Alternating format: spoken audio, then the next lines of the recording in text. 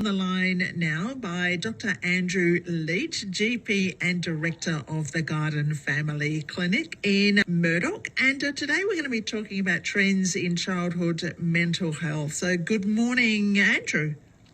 Good morning, Lisa. Thanks for having me. There is an increasing rate of childhood anxiety and neurodevelopmental disorders that you are seeing. Tell us a little bit more about the trends that are happening and what advice or solutions can you provide for parents? Well, it's been a really interesting time over the last decade.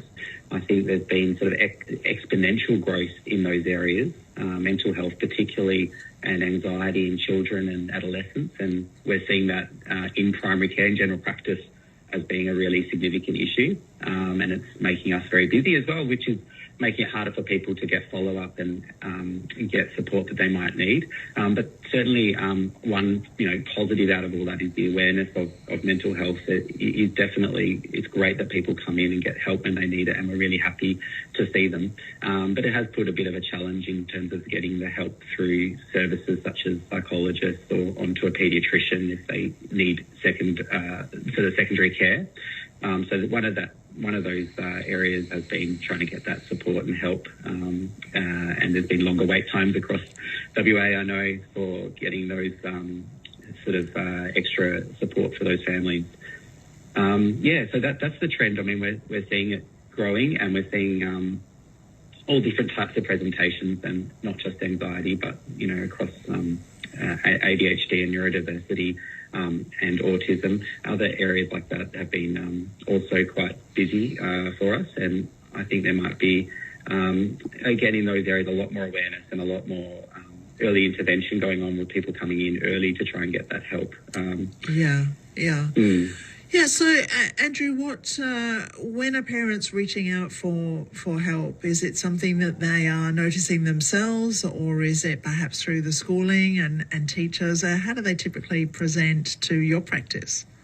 It's a combination. Yeah. We're seeing children as young as maybe 1 or 2 coming in. So it's a combination of parents picking up on things that they've heard about or that they've noticed in their child, through to schools sending the child in for an assessment or review. So definitely, across the board, we're getting referrals on both sides. And I think schools as well are definitely more in tune and aware of when there's issues coming up. Although classrooms are so busy, and I feel for teachers it must be very hard and challenging to keep an eye on all the individual students in a classroom environment. Absolutely, yeah, for sure.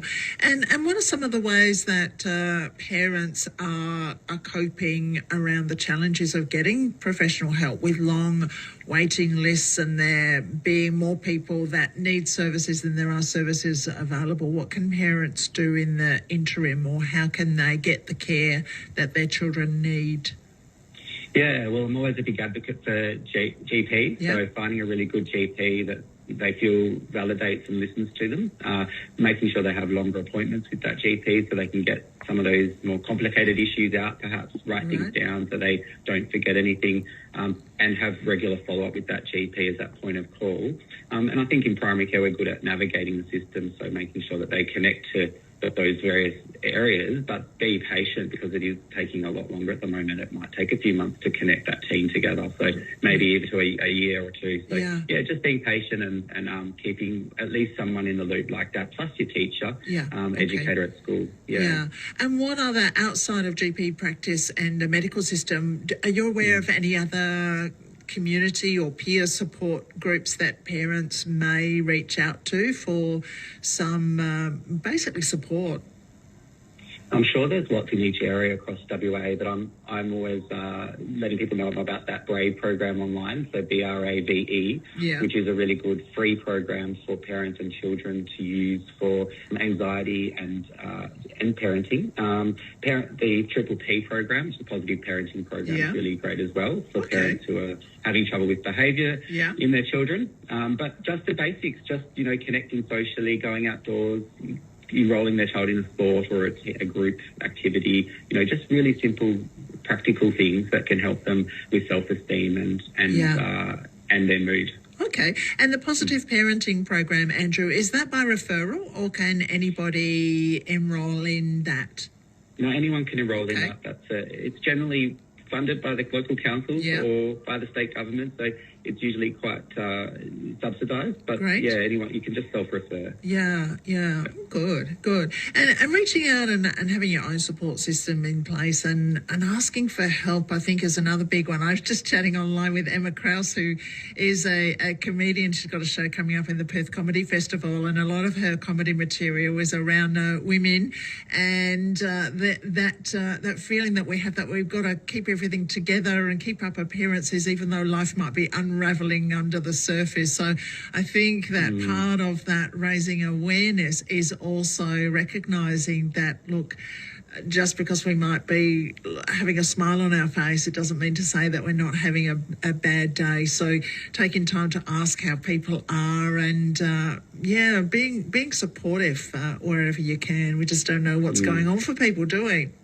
No, that's so true. And for every child we see, I always ask the parents and the siblings to also, reach out and get their own support network and help, because they are also very much involved in the family and that child's life as well. So, that's exactly right. Excellent. Thank you so much for your time today, raising awareness on those issues around childhood neurodevelopmental disorders and the help that you're offering. And where can people find out more about your practice? You've got a website?